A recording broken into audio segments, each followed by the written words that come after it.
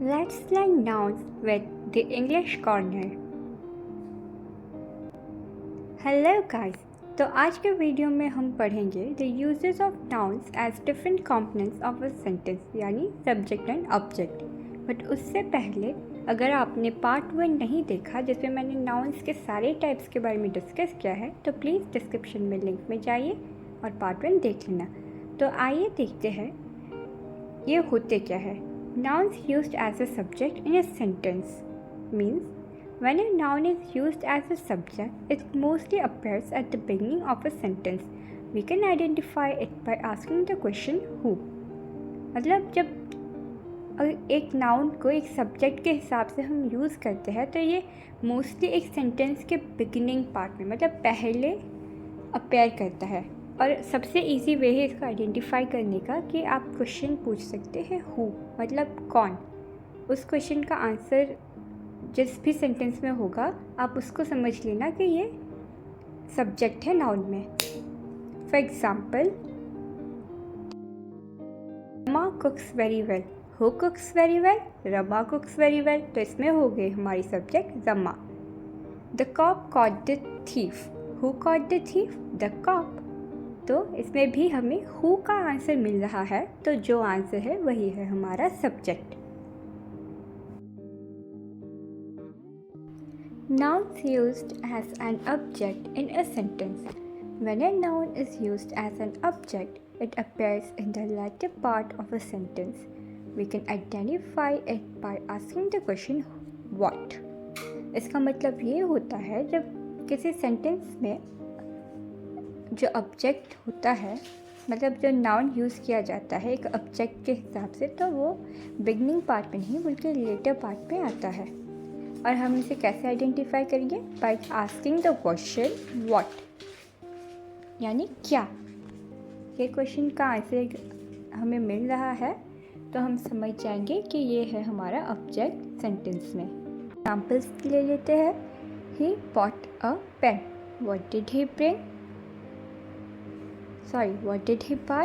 He bought a pen. तो इसमें what का हमें क्या आंसर मिल रहा है? पेन। तो ये हो गया it's a sweater. what is it?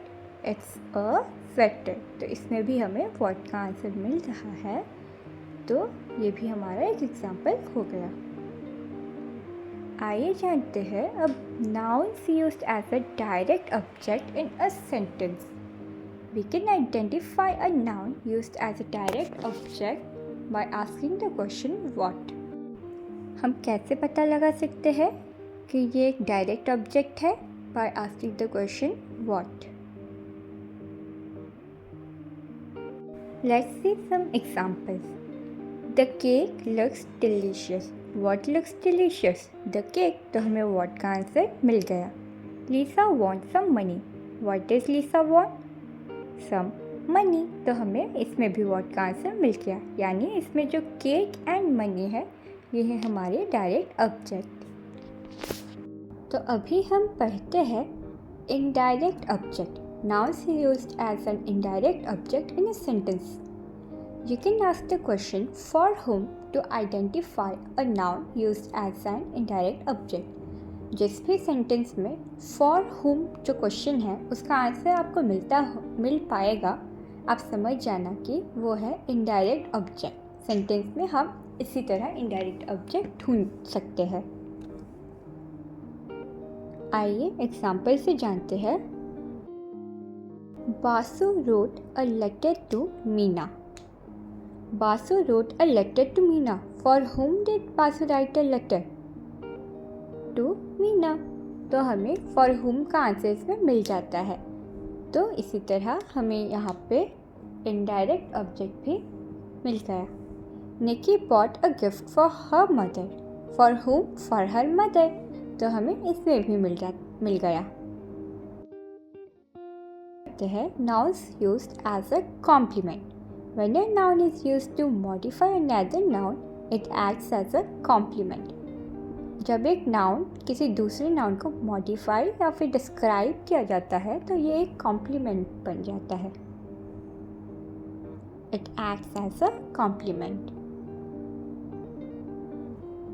Nouns used as a subject complement. वो क्या होता है? Professions and positions can perform the role of a subject complement. याद रखना, professions and positions.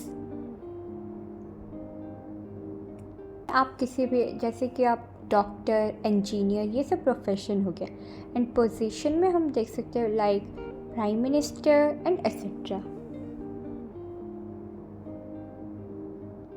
यहाँ हमारे पास है example, my mother is a doctor. तो डॉक्टर है एक profession. Rani Lakshmibai was a brave queen. अब एक क्वीन हो गया एक पोजीशन. तो इसमें हमें पता चल गया.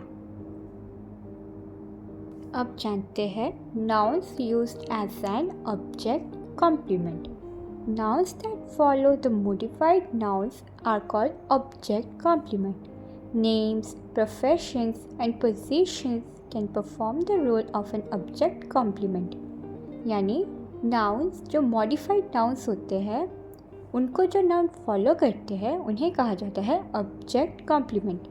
एग्जाम्पल, कोई भी names, professions and positions role करते हैं ऑब्जेक्ट कॉम्प्लीमेंट के, यानी वो होते हैं ऑब्जेक्ट कॉम्प्लीमेंट.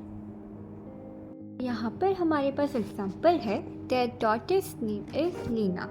यानी एक नाउन एक मॉडिफाइड नाउन को फॉलो कर रहा है, इसलिए ये हो गया हमारा ऑब्जेक्ट कॉम्प्लीमेंट. तो इसी के साथ हम अपने वीडियो के एंड पे आ गए. Thank you so much guys for watching. तो आपको कोई भी डाउट हो तो प्लीज़ कमेंट सेक्शन में हमें ज़रूर बताइएगा. एंड आप लाइक कीजिए, चैनल को सब्सक्राइब कीजिए एंड आप ही की तरह दूसरे लर्नर्स को शेयर कीजिए. और अगर हाँ, नाउन्स एंड इट्स टाइप्स के बारे में हमने अपने प्रीवियस वीडियो में बहुत ही अच्छी तरह से एकदम इजी मेथड में डिस्कस किया है. अगर आपने वो नहीं देखा है तो इस वीडियो की डिस्क्रिप्शन में आपको लिंक मिल जाएगा. Once again thank you.